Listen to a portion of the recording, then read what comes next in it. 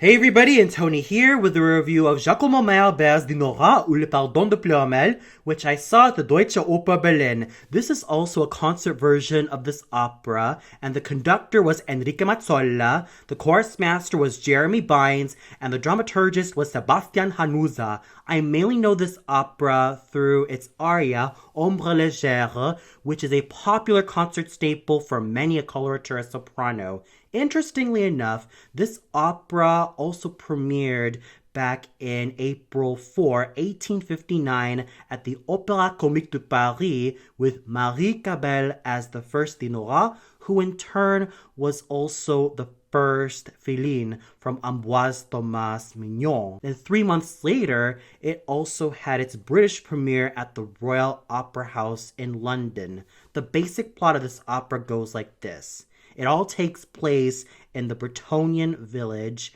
where peasants and farmers are preparing for the feast of Our Lady of the Pardon. Meanwhile, Dinorah is not only searching for her pet goat Bella, but also her beloved Oel, who in turn is a shepherd. Also preparing for the festivities is the bagpiper Corentin, who also joins Dinorah for a song and dance number. Whilst Dinorah is searching for her beloved as well as her pet goat, she also gets herself into a few happenings, such as singing and dancing with her shadow in the very famous Ombre Légère, as well as having visions and dreams of her and Oel happily married and living together. Speaking of Oel, he is also searching for a treasure which not only guarantees him riches, but also to present to Dinorah that he is worthy of her hand in marriage. However, through exposition, Dinorah also tells Corentin that the treasure has a curse, and whosoever touches that treasure will only end up living for 1 year. Things start to become stickier for Dinorah, Oel, and Corentin when a storm rages on, and Dinorah falls to a river with Oel saving her. Luckily for them, they manage to make it out on land alive, but Oel is fearing that Dinorah is on the verge of death until she wakes up to Oel's voice, and she finally regains her consciousness as well as her overall sanity, and she and Oel are happily married, as well as having her pet goat Bella and Corentin, as well as the other villagers joining in a hymn of gratitude and happiness to Our Lady of the Pardon. So what I've noticed about this opera is that it is quite different from Meyerbeer's more popular operas such as Les Huguenots, Le Prophète, and Vasco da Gama or L'Africaine, in which it's not really a historical drama, nor are there too many politics involved, but it's mainly a fairy tale, and it's sort of a tragic comedy with some humorous elements being added into it, but also some supernatural elements such as a dancing and singing shadow, as well as a cursed treasure, and the overall bucolic setting, which also takes advantage of nature being applied in this opera. On top of that, what I also seem to notice about Dinorah is that it is rarely performed in comparison to L'Africaine, Les Huguenots, Robert le Diable, and Le Prophète, mostly because it is kind of tough to stage, as well as trying to choreograph Dinorah and her singing shadow to also play off of each other. Nevertheless, Dinorah ou Le Pardon de Pleuramel still manages to find a strong cult following, especially thanks to the signature aria Ombre Légère. And now I'll gladly talk about the singers, starting off with Rafael Perez, who sang the titular heroine Dinorah. Much like her Italian counterparts, Lucia di Lammermoor, Amina from La Sonnambula, Gilda from Rigoletto, Violetta from La Traviata, Beata, Adina from L'Elisir d'Amore, Norina from Don Pasquale, Elvira from I Puritani, Matilde de Chabrun, Rosina from Il Barbiere di Siviglia, and Rosmonda d'Inghilterra, as well as her French compatriots Marguerite de Valois from Les Huguenots, Berthe from Le Prophète, both Olympia and Antonia from Le Comte of Man,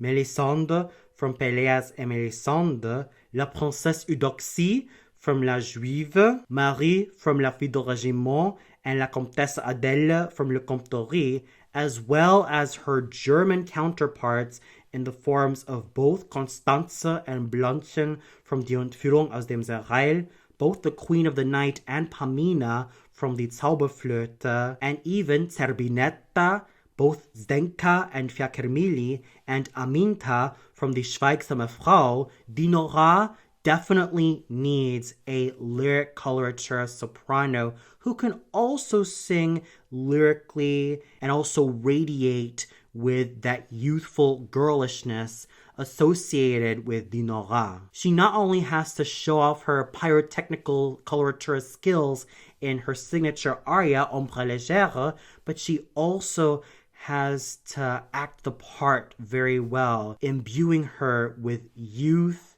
vivacity, naivete, sweetness, and lovability. There has been no shortage of coloratura sopranos who have sang Dinorah, and my personal favorites include the likes of Luisa Tetrazzini, Amelita Galli-Curci, and of course, Isabelle Philippe, who is also very well known in singing a fully staged production of this particular opera. And Rafael Perez was definitely fine in this role. I also saw her a year ago singing the role of Lucia Ashton, and I thought she did an alright job with this role. Here, I thought she got better as time went on. Sure, her high notes are definitely there, and she managed to attack them with such courage and determination. However, there were times, several times in fact, that her lower register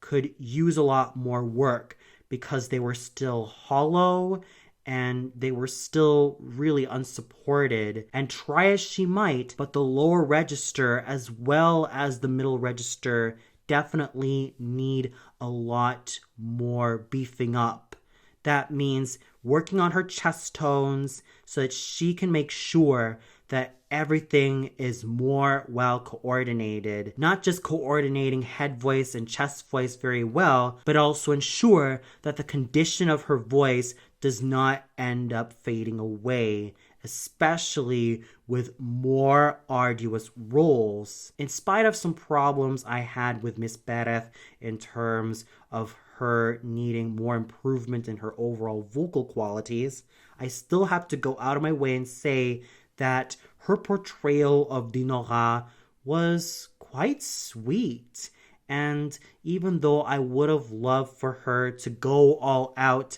in the dialogues, the fact that she was able to make her a very introverted and very naive yet sweet young lady was quite charming in of itself. She still managed to give the goods in her signature aria Ombre Légère, and for that, I have to give her a fair amount of kudos for what effort she managed to pull off in this particular role, which is not an easy job. So for really tackling this part rather well with everything she got, she definitely deserves my respect. And here's also hoping that she will continue to strengthen her voice, not just in terms of the top notes, but also ensuring that her middle and low notes are just as in tune, because who I have in my ears, especially when it comes to Dinorah, are the likes of Luisa Tetrazzini, who is by far my most favorite exponent of this role, and Amelita Galli-Curci, as well as Nelly Melba, who were coloratura sopranos who had excellent techniques. Oh, and lest I forget about Maria Callas' teacher, Elvira de Hidalgo, who was also just as legendary thanks to the completeness of her technique, as well as the overall great quality that she managed to imbue and emit from her voice. So I still have to give Rafael Perez for doing a fine job as Dinorah, as she was able to throw herself into the character, even though she definitely still needs to keep on improving her voice so that it could be at its maximum potential. Singing her lover, Oel, was Régis Mangeux. Now, Oel definitely needs a fine baritone who can sing both lyrically as well as dramatically. He needs that noble quality to be found in Ford from Falstaff, Don Alvaro from Il Viaggio a Reims, Figaro from Il Barbiere di Siviglia, Chaunard from La Bohème, Marco from Gianni Schicchi, Correb from Le Troyon, Conte di Luna from Trovatore, Wolfram from Eschenbach from Tannhäuser, and even combine that noble lyrical quality with the heft found in roles such as Iago from Otello, and even Gunther from Götterdämmerung. When a baritone does this, he not only needs to make sure that he vocally acts this part, but also imbue him with charm, likability, and that sense of virility, which is both lovable and charming, but also shows a great amount of masculinity, both vocally and theatrically. And I thought that Régis Mangeux was really solid in this role. As I heard him sing and embody this part, he did a fine job embodying Oel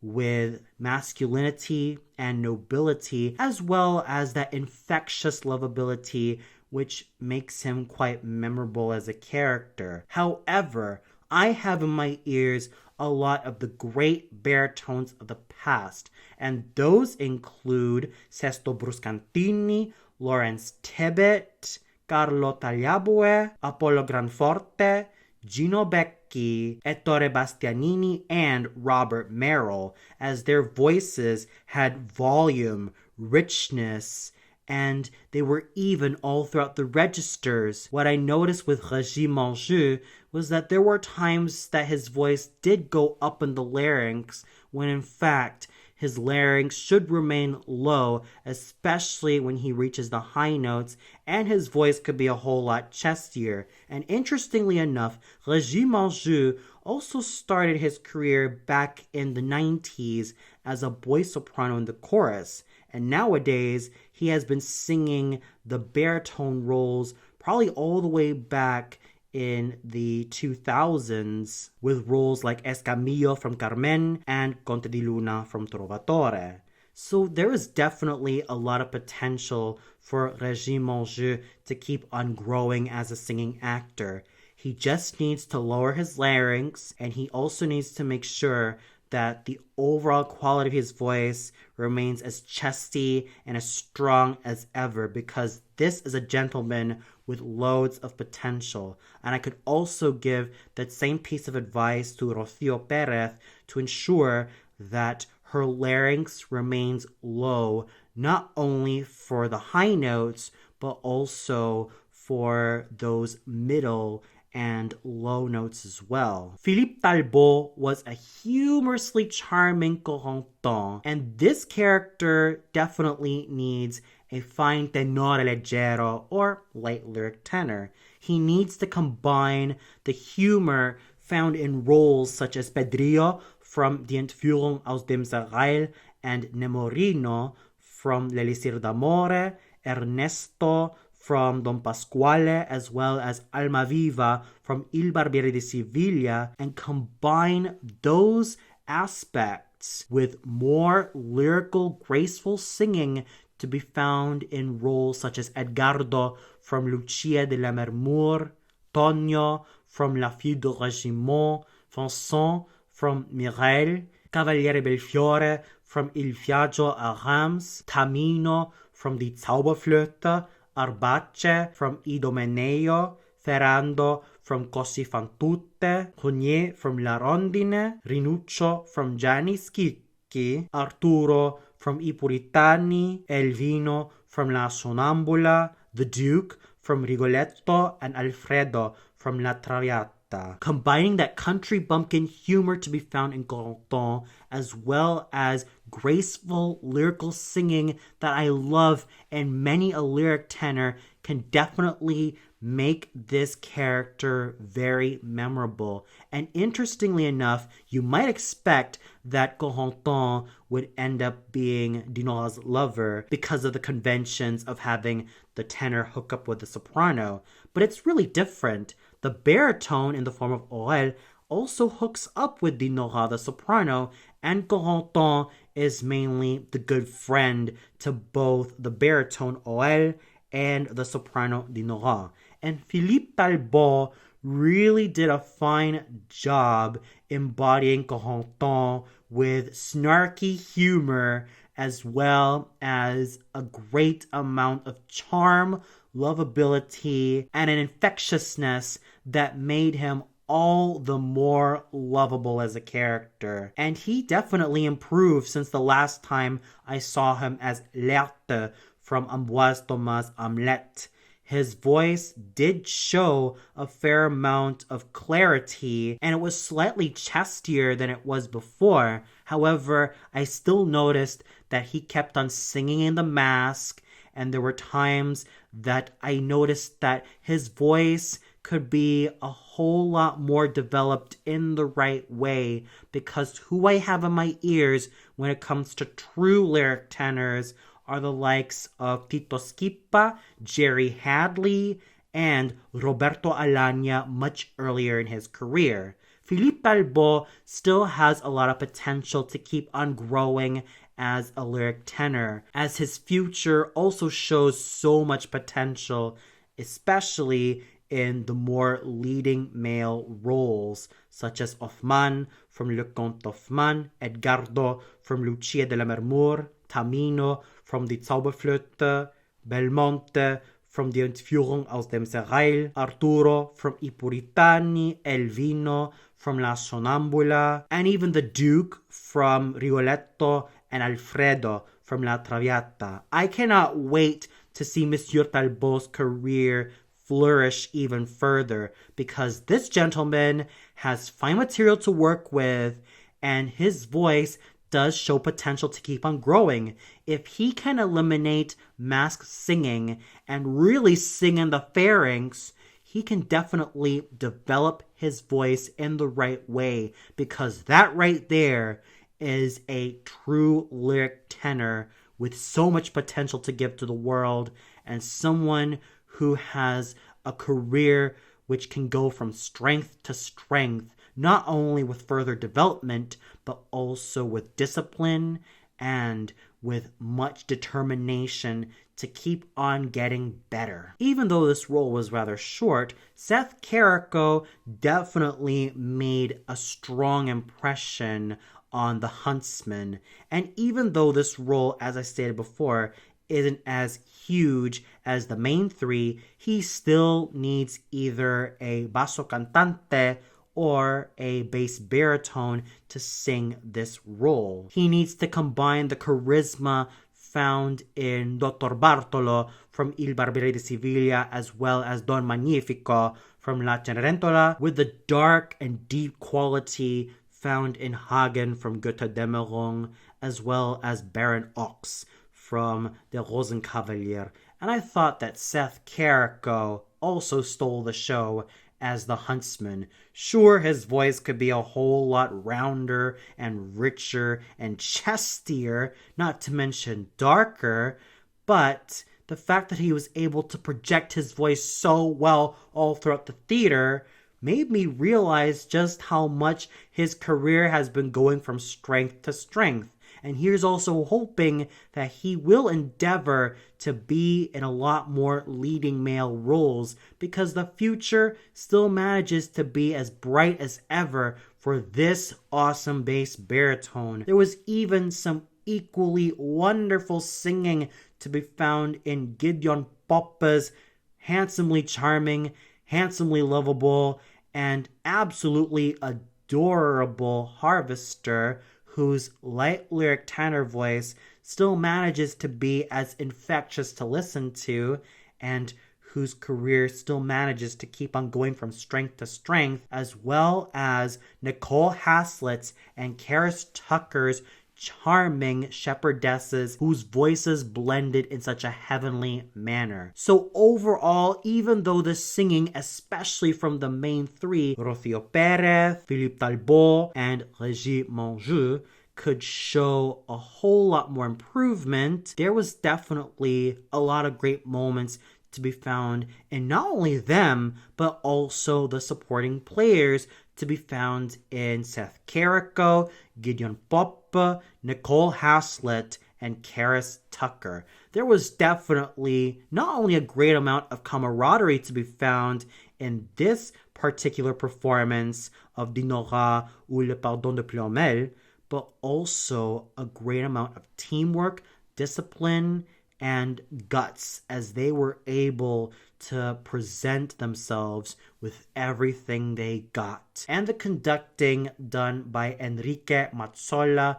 was absolutely wonderful. There was not one moment where I felt bored. Everything was exciting from beginning to end. And of course, the chorus and orchestra of the Deutsche Oper Berlin, especially with Jeremy Bynes leading the chorus so well, were absolutely fabulous. So overall, this was definitely a fun time I had with this concert version of Dinorah ou Le Pardon de Plomel, with some fine singing to be found in Rafael Perez, Philippe Talbot, and Régis Monjou, as well as some equally fine singing to be found in Seth Carrico, Gideon Poppe, Karis Tucker, and Nicole Haslett, and lest I forget about the great conducting accomplished by Enrique Mazzola. Tonight's performance of Dinorah was quite a trip. And for those of you who watched this particular concert version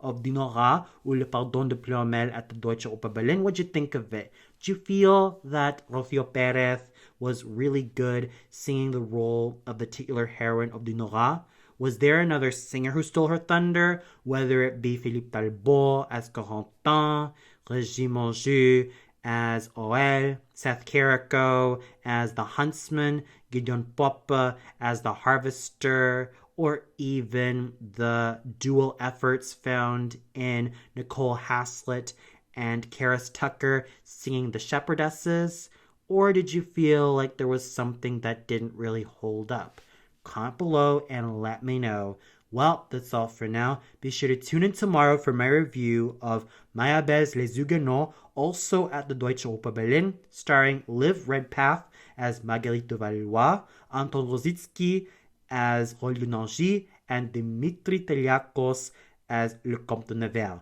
So until then, good night everybody and stay safe.